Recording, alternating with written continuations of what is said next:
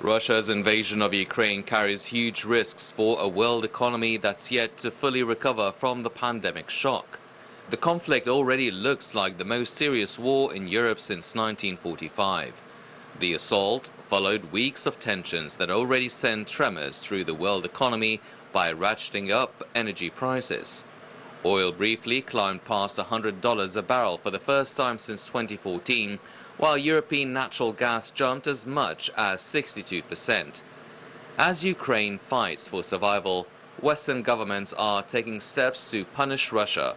They're aware that by doing so, they could heighten the conflict's impact on their own economies.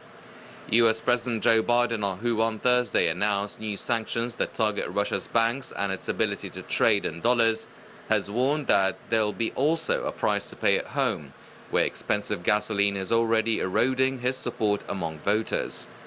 The pandemic has left the global economy with two key points of vulnerability: high inflation and jittery financial markets. Aftershocks from the invasion could easily worsen both. There's a threat to growth too. Households spending an ever larger chunk of their incomes on fuel and heating will have less cash for other goods and services. Plunging markets would add another drag, hitting wealth and confidence and making it harder for firms to tap funds for investment. For central bankers, the twin challenge of managing prices and keeping their economies growing will get even harder.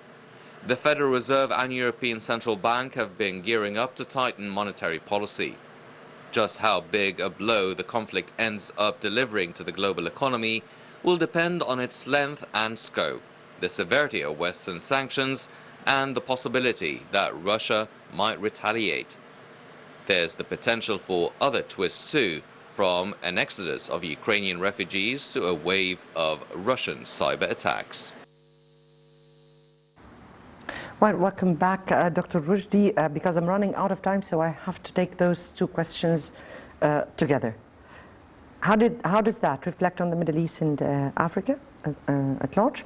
And what were the precautionary measures taken by Egypt in this regard?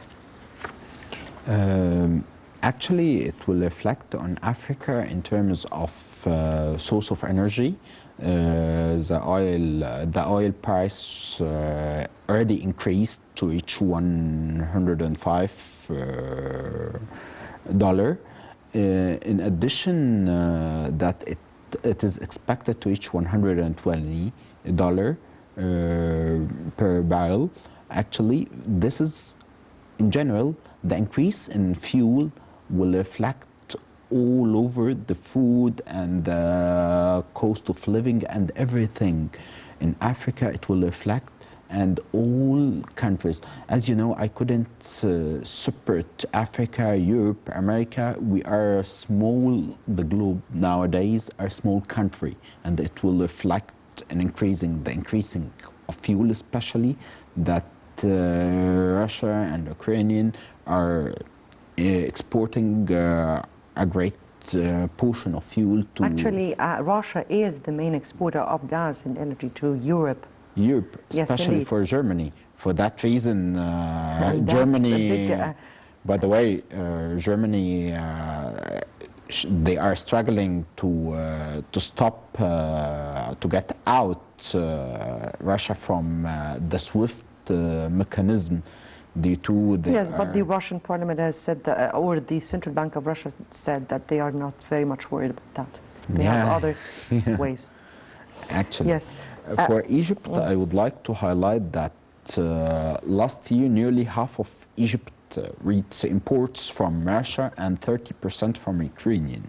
Prime Minister Madbouli said that the government is diversifying sources of supply, waiting for the start of new season supply local, wait for next April. Actually, we have a store for 4 months, as far as I recall.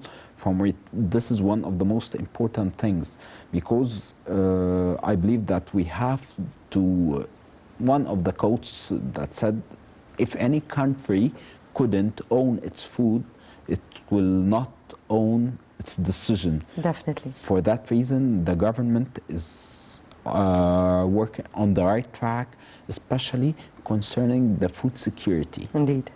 In addition to, during a cabinet meeting, the effect of crisis on oil prices, Egypt tourism sector will also has been discussed. The government tried to get alternative for the tourism, Yes. and trying to get alternative for the oil. And the government finance minister Mohamed said that the rise in the prices of energy and food commodities has put more pressure on the state general budget, and the government plans to mitigate the prices rises via subsidies, actually. Yes. Unfortunately, my time is out. This is a very important issue, particularly the measures taken by Egypt. This concern to be able to safeguard the interests of people, particularly at this very critical time. My time is over. Dr. Mohamed Roshdy, lecturer at Cairo University and expert in economics and banking sector. We thank you so much for being with us. Thank you for you and for the program team members. Thank you so and much. our audience. Thank you so much. Dear viewers, many thanks for watching. Tomorrow will be another important debate with another colleague. Good night.